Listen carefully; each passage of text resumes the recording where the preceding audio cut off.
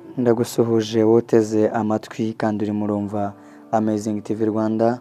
Uyu mwanya rero mbere ko ntangira ikiganiro reka mbanze mbabwire ntimukomere muri ibi bihe bikomeye turimo byo kwibuka abanyarwanda bazize jenoside yakorewe abatutsi mu 1994 muri Mata.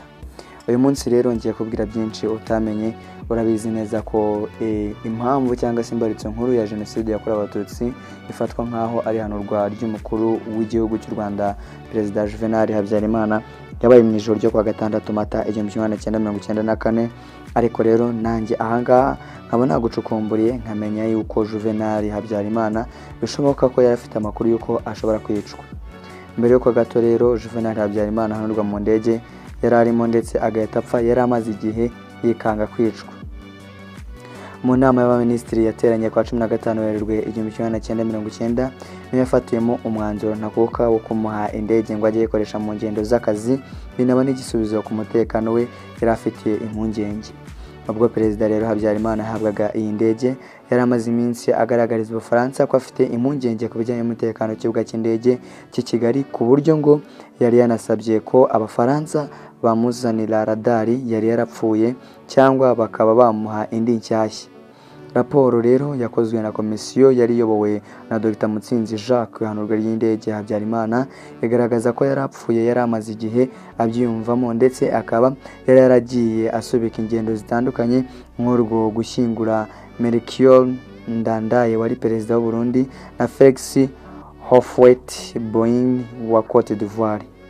Raporo rero igaragaza ko Johann Strauss wari inshuti ya Habyarimana akaba n'umujyanama mu by'amategeko yahishuye ko uyu mugabo yari yamugaragarije impungenge z'uko ashobora kwicwa. Uyu Johann rero yavuze ko muri Gashyantare 1994 Habyarimana yaramubwiye ko hari ibyago byinshi byo kwicwa mu gihe yaba agira urugendo hanze y'igihugu. Iki gihe rero yamubwiye ko Ububiligi butakimuba hafi kuva umwami Baudouin yapfa. Mu rwego rero rwo kuganira kuri iki kibazo ngo Johann yamubwiye ko bazahura mu muhango wo gushyingura Felix Boigny ndetse bakanabiganiraho bari kumwe n'igikomangoma cy'Ububiligi aricyo cyitwaga Philippe. Mu buryo rero butunguranye kwa 7 Gashyantare Habyarimana ngo yaje kwanga ubu butumire kubera impamvu z'umutekano. Nyuma yo kumva rero aya makuru, Johann yabwiye Habyarimana ati Bwana Perezida, nizere ko ufite impamvu zumvikana kubera ko nta bundi buryo mfite nabisobanura.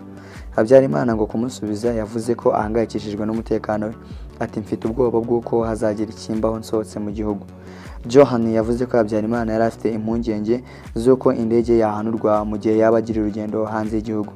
Jenoside rero yakorewe abatutsi mu 1994 yateguwe ndetse igakorwa na leta ya Habyarimana yahitanye ubuzima bw'inzirakarengane zisaga miliyoni, yahagaritswe n'ingabo zari iza RPA inkotanyi zari zirangajwe imbere n'uwari General Major Paul Kagame, akaba ari we kuri uyu munsi uyoboye iki gihugu cy'u Rwanda.